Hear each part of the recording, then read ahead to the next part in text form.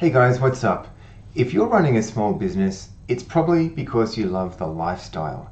You want to be able to earn as much as you can in as little time as possible. You value your free time, but you also want your clients to highly value your work. So that means you need to run your business efficiently, finely tuned for maximum profits, but also minimum headaches. So that means you need automatic growth, but without spending a fortune.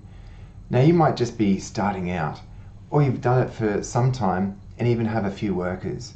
It could be that you're running a window cleaning business, gutter or pressure cleaning, or something else very similar. Well, I know what that's like. I've started 3 window cleaning businesses and a few other businesses too. Right now, I'm running a window, gutter and pressure cleaning business. We have 13 guys on the tools, plus some admin staff. So, with all this accumulated experience, I'm ready to share with you the secrets to help you to grow your business without the stress. So this video is going to help you to avoid mistakes, avoid learning the hard way. It's like 20 years condensed down into less than an hour. So it's not even a long video when you think about it. So I've identified 5 key secrets that every business needs to know in order to maximize profits and minimize stress. Well, you might also have other questions after this. So for that, you can go to the link in the description below this video and you can book in a free Zoom call with me and I'd be happy to have a chat with you. So here are the 5 secrets to growth. Let's just do an overview. Firstly, attracting quality clients. That means filtering out clients who we don't like because they're not paying enough or they're difficult to deal with, leaving behind just quality clients. The next thing is to build momentum. Set up the business in the first place in a way that will attract ongoing new leads, mostly free, and then also we'll look at some paid ways to ramp up the bookings. Third is natural or consistent organic growth, where even in quiet periods of time we have ways that we can build up that interest and get work coming in.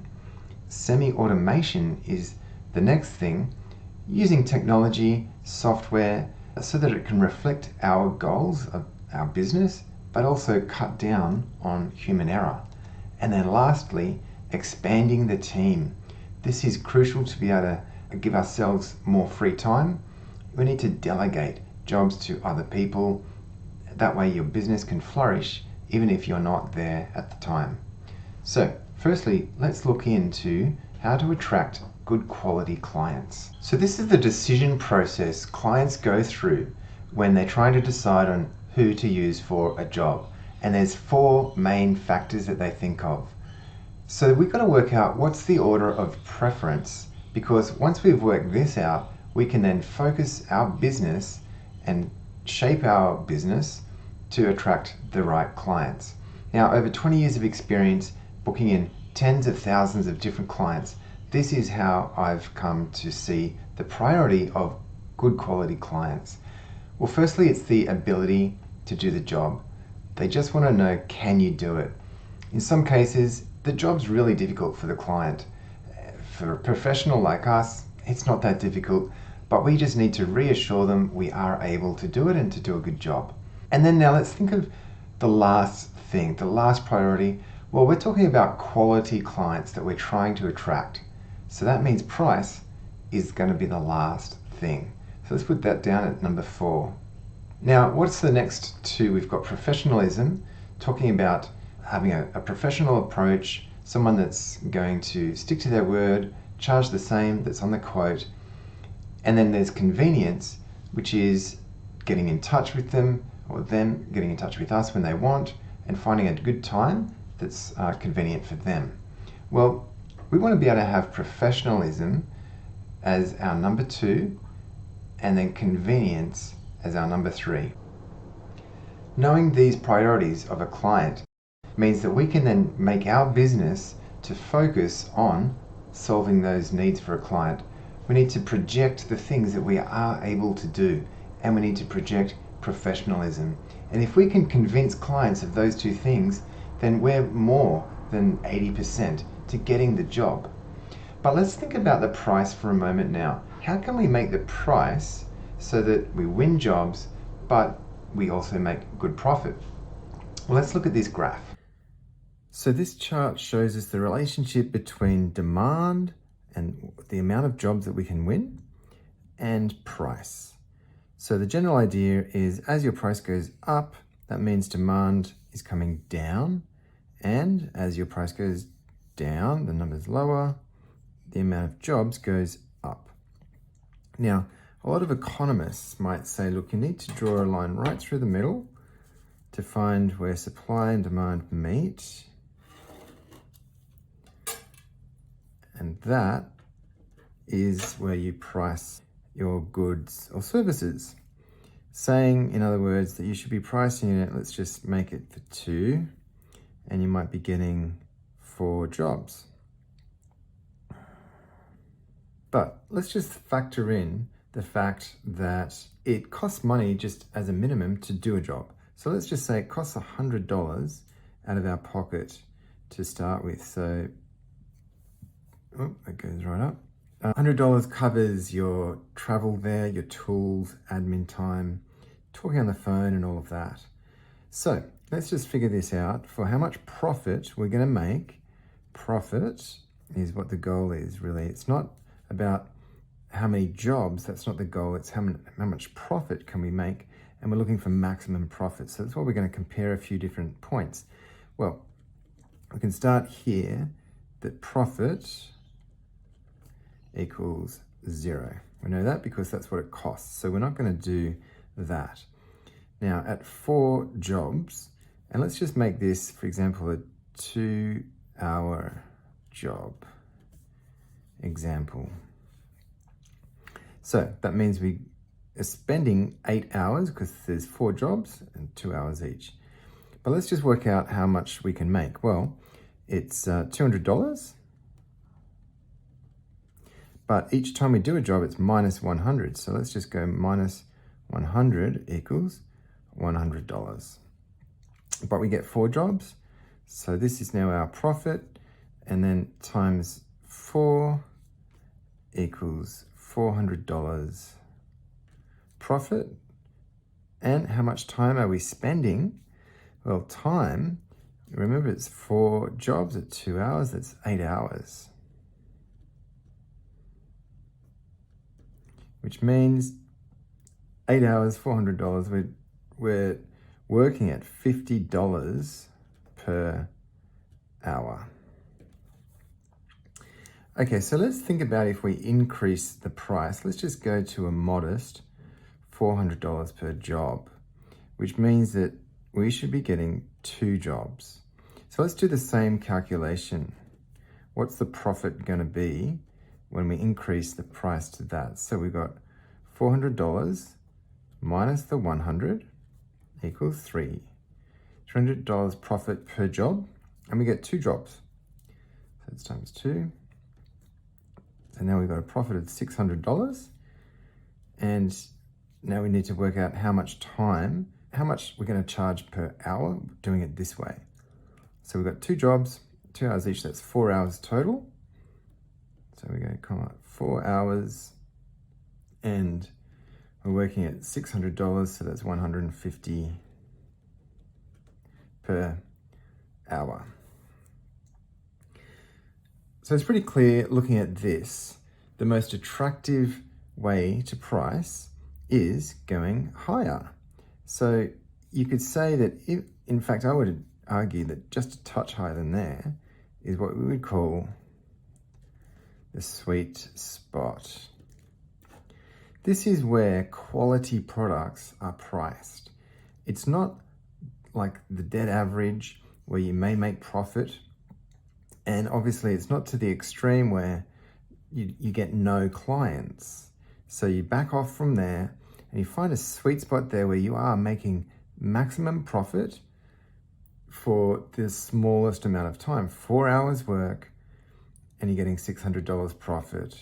So that's much better than $50 per hour and working for 8 hours. In the end, you're only getting $400 profit.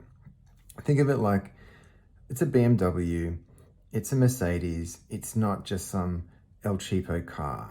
So people pay for quality.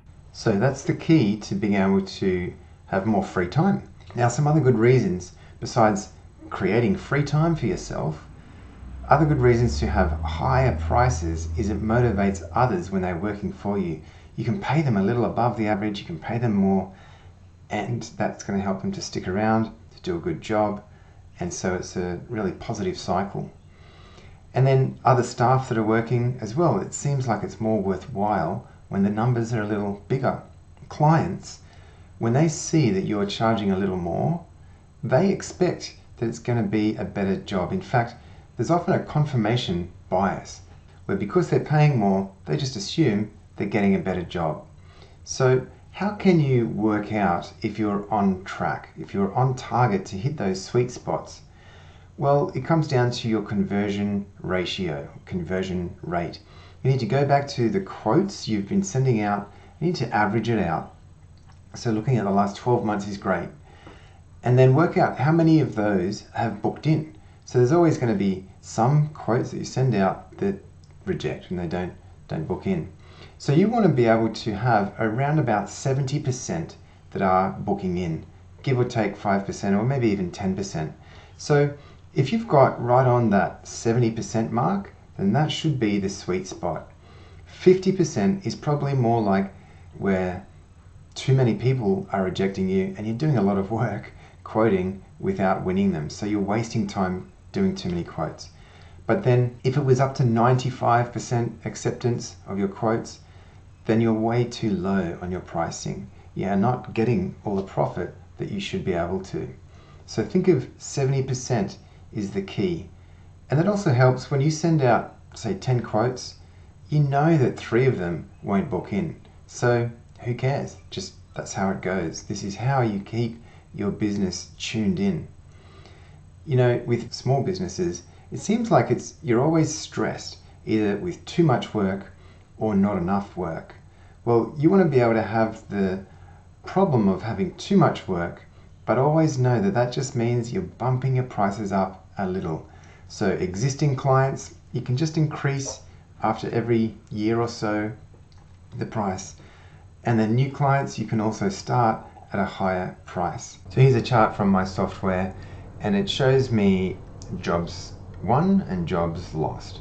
And generally you should always see mostly green and then a smaller percentage of red, and my percentage is around about 70%. So that tells me that I'm on track, but it doesn't say how much each quotes are. It's really just telling you the amount of quotes that you've sent out and then the proportion that you've won or lost. So we're looking at our second secret to building your business now, which is building momentum.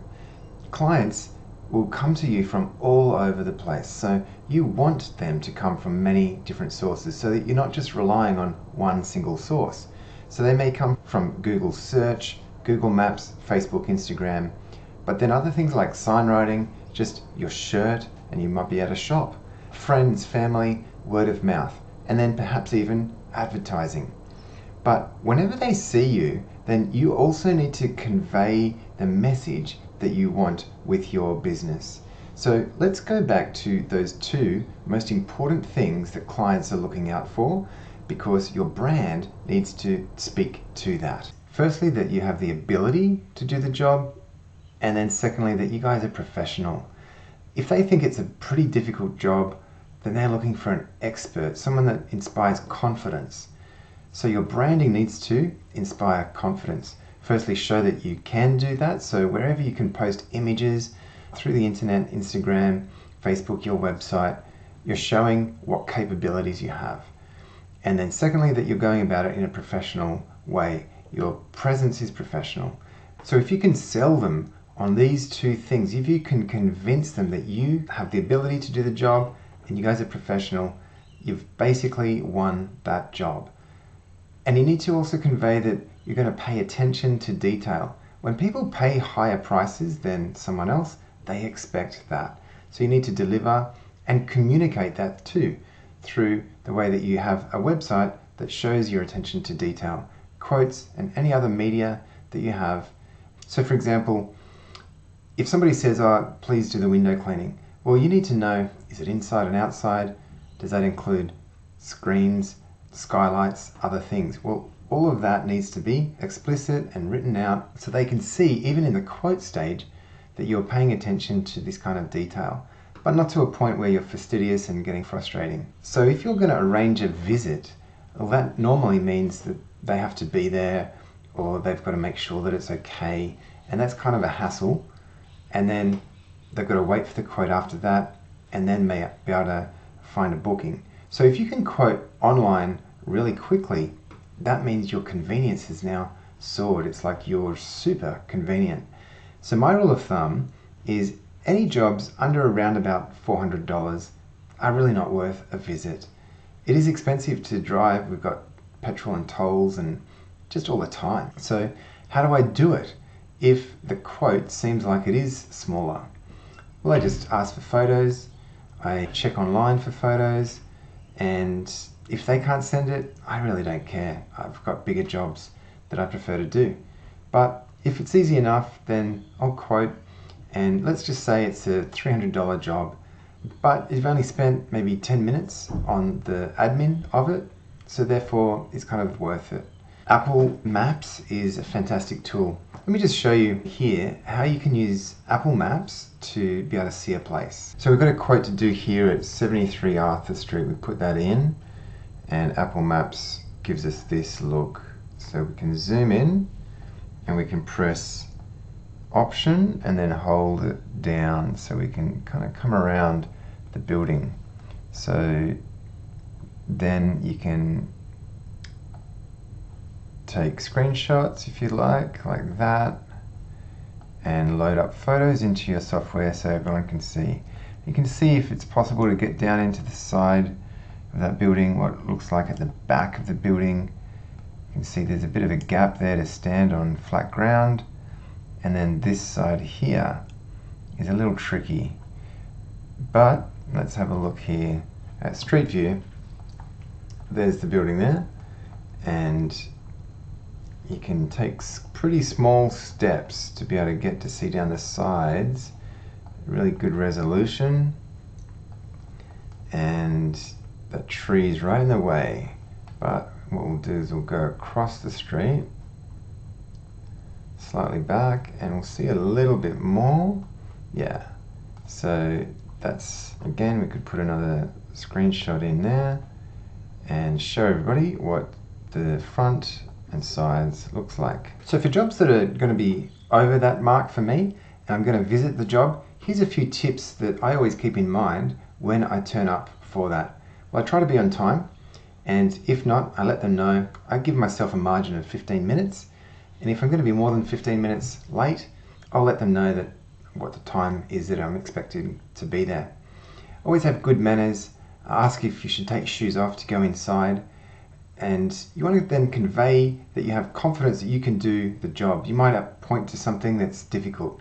Always, there's windows that are above stairs. For householders, that's really hard. Sometimes for us, it's hard too. So you need to point something out that is difficult, and then tell them maybe how you might go about it and the fact that you can do it. Remember, so that's the ability to do the job. Then you need to show that you're showing some attention to detail. You might even check the fly screen to see how it comes on or off if there's any.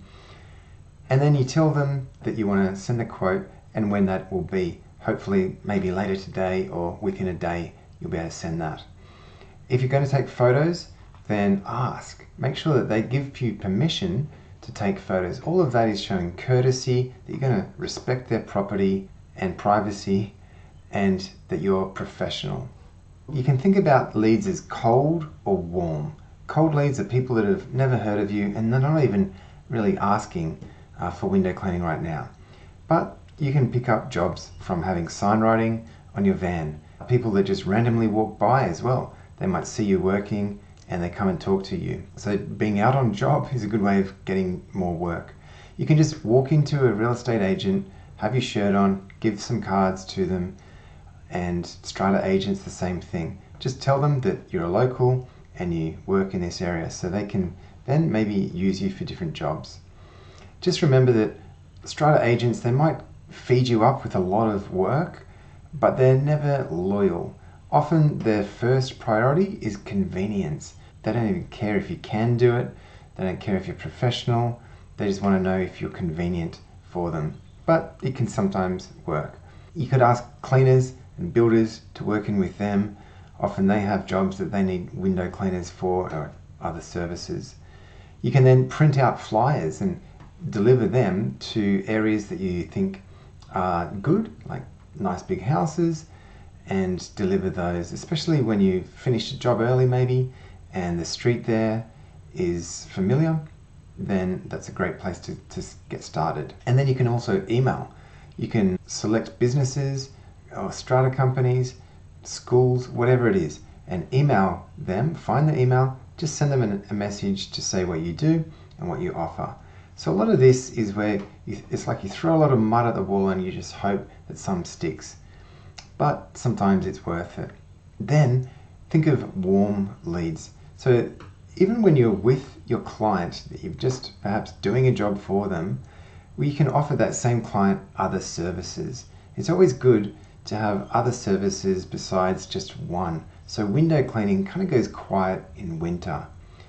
Gutter cleaning, it's hard when it's so rainy, and it's more kind of for autumn. So try and marry in two different services, and often it's very simple because you've got a big overlap in the tools. You don't need a great deal more tools for one or the other. And then pressure cleaning as well is a great option to be able to do when it is raining and when people are doing up their houses, for example. So the existing client that you've got can also turn into a regular client. So you might want to suggest to them that they get it done every 6 months or even more, every 3 months in some cases. And if you don't get the chance to do that, then you can always go back to them in 6 months with a message, a text, or an email to say, hey, it's been 6 months. What do you think? Do you want to get the windows done again? And then word of mouth. So a lot of clients just automatically do that. But you could even drop a hint to suggest it and just say, look, I always appreciate it when my clients tell their friends and family about me. And they are some of the best jobs because they automatically know that you have the ability because their friend will tell them. They already know that you're professional. So when you book in or when you get a call from a friend of a family, then you're 60% there with getting the job. All it is just, can you do it in the time frame? And what's the price? Is it within reason? So other forms of online listings are really important, and the most important one is Google Maps. You need to have that, and as far as you can fill in all the details, they give you a percentage for complete profile. You want to get that almost 100 if you can. And they love activity and recent activity. So if somebody writes a comment or leaves a review within say 24 hours, you want to be able to reply and respond. And that's the same for all these online services, especially Instagram and Facebook.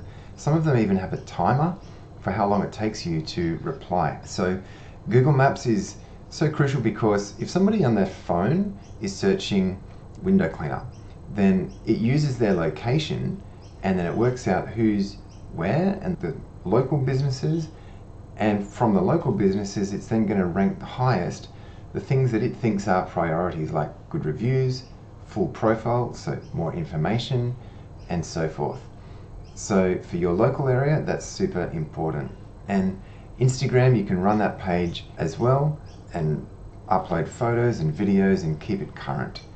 And with all your clients, you can encourage them to do reviews. So with my invoices, I send an invoice and then I follow up with another email with a review request. And so there they can just make one click and it takes them to several different review pages. And so a lot of people do that.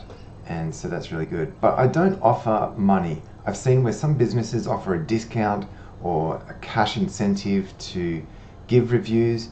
Well, most of the review sites don't like that. They have a policy against that in their terms. So I find it's just better to let them give you a genuine gift. Like if somebody comes to you to offer you a gift, but then you offer them money, it kind of takes the joy out of them giving that gift to you. So just let them give you that kindness, because if you've impressed them with the job, then let them feel good about that. So the other thing is white pages. You can list your business there. Yellow pages, it may cost a small amount of money, but often it's worth it. And true local as well, you can put free listings. Now here's a key to being able to rank well in all of these, is to match up all the information, opening times, areas of service, and other like phone numbers. Match them all up, because then they want to have, like for example, Google doesn't want to list spam type people or someone from Russia who wants to list on window cleaning for Sydney. So how did Google make sure that they're not doing that? Well, they have all different ways to authorize your account and make sure that you're genuine. And part of that is by, if you've paid even a small amount to Yellow Pages, then they think that's an authority, and then they rank you a little higher because of that. The next thing is paid advertising. Nowadays, Google and Facebook are ranking much higher sponsored listings. That's because they want more profit. They want you to be in the game. Well, it does take quite a bit to understand, and so you could waste a lot of money if you don't do it properly. So either learn yourself how to do it, which means starting small, looking at the data that's coming in and constantly refining, or outsourcing it to some other search engine marketing company and let them do it, but then charge an extra small fee to be able to handle it all for you. And then there's websites like High Pages, OneFlare, and similar websites. The problem with those ones is that their business model is designed to provide 3 quotes or maybe even more to the householders and clients. So the problem with that is that automatically it's prioritizing price as the key factor. Whereas we want clients that are prioritizing the fact that you can do the job and then that you're professional. So you may get some work and you may be lucky where other people aren't quoting, but when you're set against the other local businesses, then it can be a race to the bottom with price. So putting all of those things together, your business should be building momentum. It's not just one thing, it's all of those things together. So how can we make sure to have consistent growth even when there's fluctuations with the different seasons? Well, we want to keep the business as steady as possible, but we know that there are fluctuations that come and go through the seasons and just through life. So how can we try and level it out a little more? Well, one way is by offering a whole variety of different services.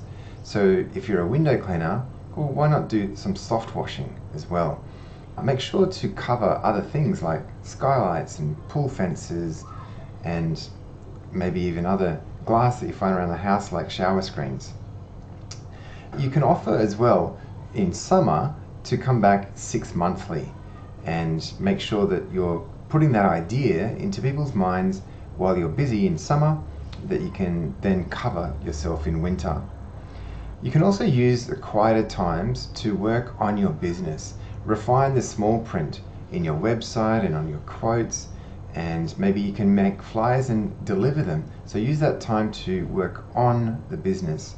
You can also respond quickly. So that way, for anyone that does have convenience as a high priority, then you can be there to really be convenient for them. And then if it really comes to it, paid advertising.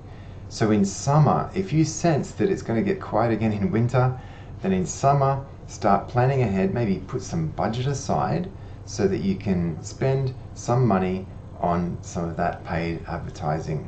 So the next secret to building your business is talking about software and how we can semi-automate your processes in your business by using effective software. Now, the whole principle behind this kind of software is single entry. In other words, you shouldn't have to double entry anything or more, and it's to speed things up and to eliminate errors. So in some cases, let's just take, for example, the form that your client will fill in when they're asking for a quote. Well, they're the ones that enter their name, address, phone number. So let's say they don't make any mistakes doing that. Then from there on, you never have to enter that again. So that eliminates mistakes and it speeds up the process for that. So the question could be, what software? Well, there's quite a few different packages out there. I used to use one called Jobber and found that was pretty good, but right now I'm using ServiceMate. So here's the page for ServiceMate, and it's based in Australia, so it's good for people in Australia, and it's quite comprehensive. For me, it costs just over $3,000 a year. They just charge monthly, and then I also have to pay a little more for Xero, where it syncs in with Xero, but you do have a lot of features for this.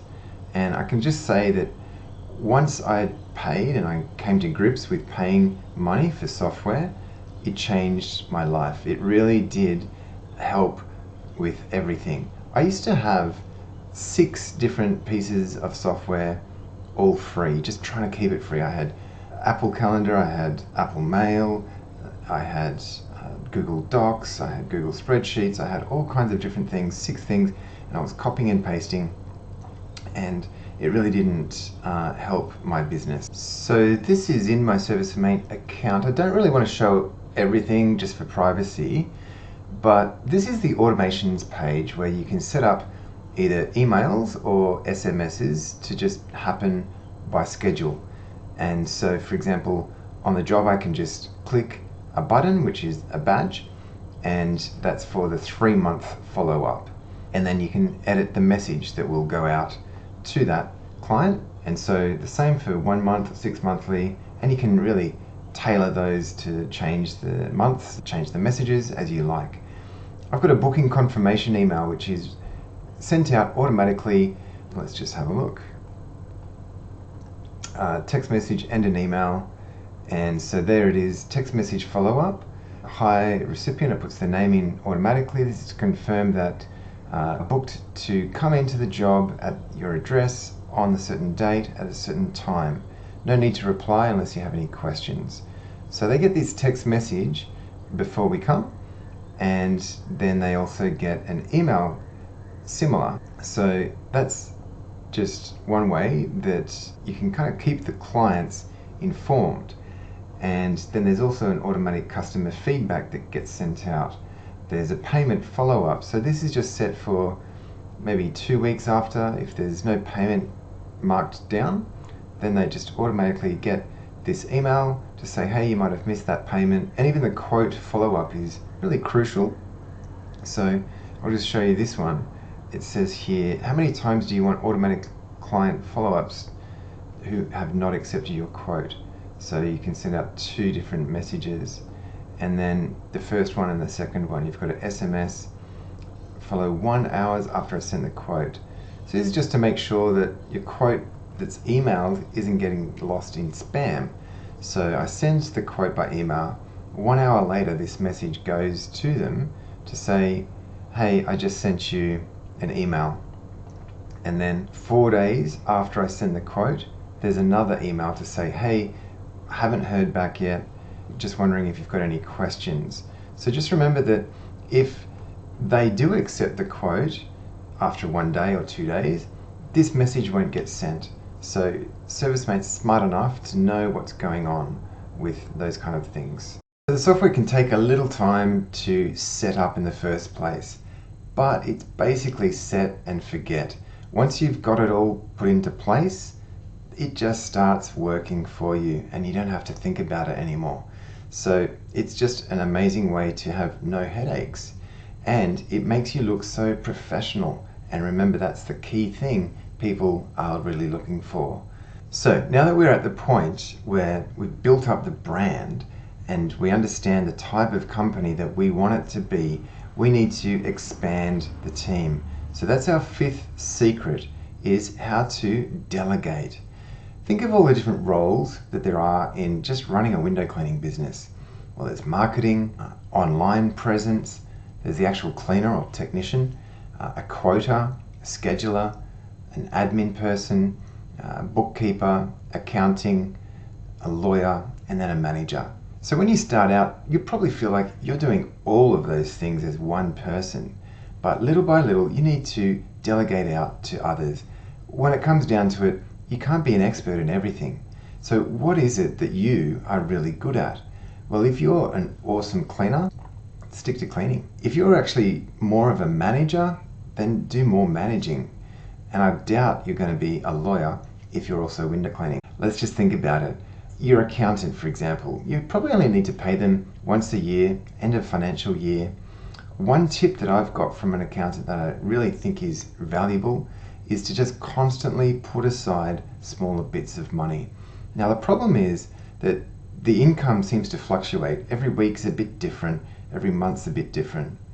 Just average out what you've been doing in the last, say, 6 months or a year, and then what percentage of all of that income do you need to put aside for tax? Well, it might be 10%, 20%. Just figure that number and constantly put it aside in a different account, because that small bit of pain that you feel when you set that up is much better than a chunky, big tax bill that can really stress you out once a year. And the same goes for paying for insurance and other once-off fees. Now, a bookkeeper is somebody that you need to be able to just constantly chip away at the books, mark off clients that have paid or need chasing up, and also they can start paying out the workers. So that's just a role that needs a small amount of time, but constantly. Then there's the admin role. In fact, you can even get virtual assistants from overseas to help out. So that's kind of like taking calls, booking in jobs when they have questions, and having those conversations. Now, the one day that you need this person for, the most important day of the week, is Monday. That seems to be the busiest admin day. It's where maybe the weekend people have been delaying and thinking about what they want to do, and then Monday they hit up all the companies for their jobs. So make sure that that's available. So how can you expand with more workers? You need the technicians out there doing the job. Well, how can you find them? Well, one of the best ways is if you have 1 or 2 workers, to ask them and even offer them an incentive to find other workers, their friends or other people that they might know. I offer $400 up front and then $400 in 6 weeks' time if the new worker is still with us. So that $400 goes straight to the worker that made the referral. They love that because they haven't had to do much. But what they have done is promoted your business, because they can give the real insight into what your business is like. So when somebody comes forward from that word of mouth, then generally they already are desperate to work for you, because that's why they've come to you. Another way is to just ask around, ask clients, ask friends and family if there's anyone that can work for you. Or then advertising. You can go to one of the Seek type places to advertise, Gumtree. Then the next thing you need to do with one of these new workers is to train them. In fact, you need to train all of these people. Accountants, maybe not. You can get trained by them. So it's really important that your workers are on the same page with you and the whole business. So what the client might expect from your emails and from your website and other online presence, your workers need to understand all of that. So they need to know what it means by a window. Does it mean frame? Does it mean track and seal, or what? And then besides that, they also need some behind the scenes kind of help. Maybe, like I like to have a document that spells out exactly what to do. For example, how to greet the householders, what to do at the end of a job, what to do if you break something, if you need the toilet. So I spell all of that out for them, but I also leave them as much agency as I can, because workers like to have agency to choose how to approach a job and as much as they can, but within certain bounds. When you show that you trust them, then it really fosters a good relationship. And by being really honest with them, then it's going to help them to be honest with you as well. Now, you might be wondering, oh, how do I know when it's time to put somebody on? Well, it's always nice if you can have a contingency kind of worker. So for example, yourself, you might be the manager and you're working 5 days a week out there on the tools, but you're finding it's too much, it's too stressful. Well, can you find a worker that just wants to do 3 days? So he could do 3 days and then you're back to 2. But the new worker is going to want security. So you want to give them work and keep them busy if you can. And that way you have more free time. You can work on the business. Well, we've covered a lot now. And the sun's even getting my eyes there. So, you know, when I started window cleaning a long time ago, I did everything wrong, basically. I had no branding. I was a bad window cleaner. I used a paper notebook to try and keep track of all the jobs.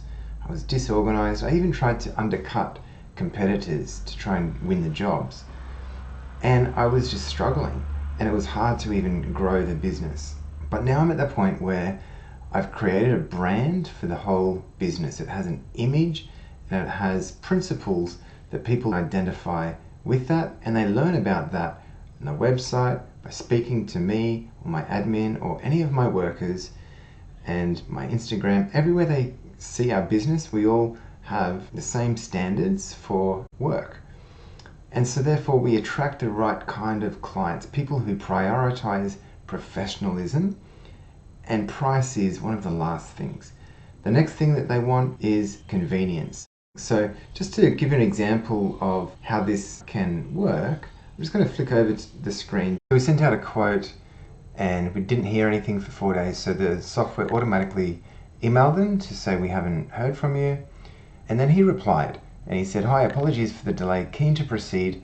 It was a touch more than I thought it might be, but you guys were recommended, smiley face. So I'd like to go ahead. I'll drop a response into the text you sent as well."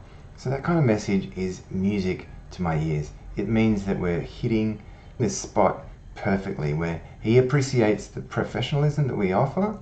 Because of that recommendation, he's willing to pay a little more for that privilege. So that's how important it is to appear professional. And the next thing is to be convenient. It's like when a busy shop attracts more customers. Why is that? Well, people believe that it must be good. In fact, they're willing to forsake other things and join the queue, waste their time basically, because that's how much they value something that they think is good. It's like a recommendation from all the other people in the queue, then it must be good. Well, that's the kind of business that you want to have. Something that people are willing to line up in order to use you. So convenience is 2 parts really. Firstly, it's them getting in touch and getting the answers that they want, which is really the question of, can you do the job? Are you able? Are you guys professional? And then they've got that answer. Then the next thing is scheduling it in. And in some cases, people value you and your professionalism so much that they're willing to change their plans, maybe even put the house on the market a week or 2 later, just because they want to use you and your business to do the job. So a busy business attracts more clients. So when people ask you, are you busy? Well, generally, you've always got to say, yeah, it's pretty busy, and then you can qualify it with something else. So the other thing is, people aren't going to wait forever. What they love is to know that you are busy, but you've just had an opening for later this week or next week. So you can let them know that. And of course, once you've expanded and you have a couple more guys working, then that gives you many more options to be able to get these jobs done. Because basically every worker has some flexibility. They could work a slightly bigger day, or maybe you could switch a day with them if needed, to work an extra day this week instead of next week. So it's always good to be able to have more people around that you can call on, and then have that flexibility, because that helps you to be convenient. But we need to remember that we're never going to win all the jobs that we quote for.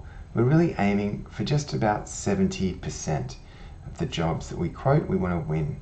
So I'll show this correspondence. So when we finish the job, then we send out an automatic email that asks how did we do, and ask them to do a recommendation on Google, Facebook, etc. So this guy had the job done, and then he replied to that email. He said, "Thanks. It's complicated for me to respond via the links you have provided. I would like to say I'm very pleased with the work Rog did here on Monday. He was prompt, courteous, did a thorough job, and cleaned up when finished. As I said to him, I look forward to using the services again. Having passed the first job, that I'm interested in following up on the other services your firm offers. Regards." Again, that's like a perfect email, because we can see that that is what you call momentum. The business will just keep growing by getting jobs through himself and through new people that he might refer us to. So organic momentum is the ultimate goal for the business. So they can rebook in clients that we've already quoted, and we get a relationship, we get good reviews, get word of mouth. And the aim is just to have as much organic momentum as possible, because that means more profit. We're not spending money on advertising, but we do also need to be able to have that up our sleeve for when really needed. If it's really quiet, we need to expand, like we're putting on new workers, we want more work. So then we can use email marketing, flyers delivered to letterboxes, online advertising, making sure that with any of that advertising, our brand and the message that we want our brand to convey is really prominent, because we want to look professional. We also see that we need to get organized, and using software that's customized to your business is one of the best ways to get organized. It takes a lot of the actual work out of running the business.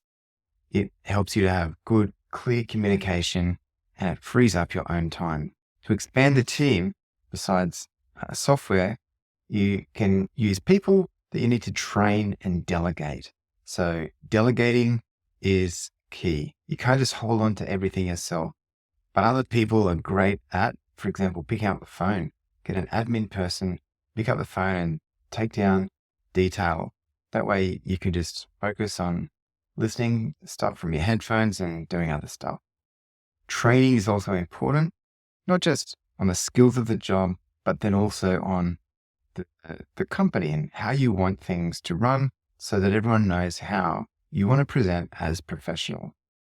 The brand, of course, is important. You want people to wear the logo that you have for your company. And when you treat your workers with respect, then they'll usually reciprocate and be good, and then be good ambassadors for your business. Basically, if you treat them well, they'll treat you well. So what about you? Where are you at with your business right now? Well, if you're serious about taking it to the next level, to have organic growth where it just naturally grows, and also have no headaches to go along with it, then why don't you book a call with me? You can find the link in the description below. We can have a quick Zoom chat, and I'd love to be able to see if I can help you to grow your business so that you can scale without the stress.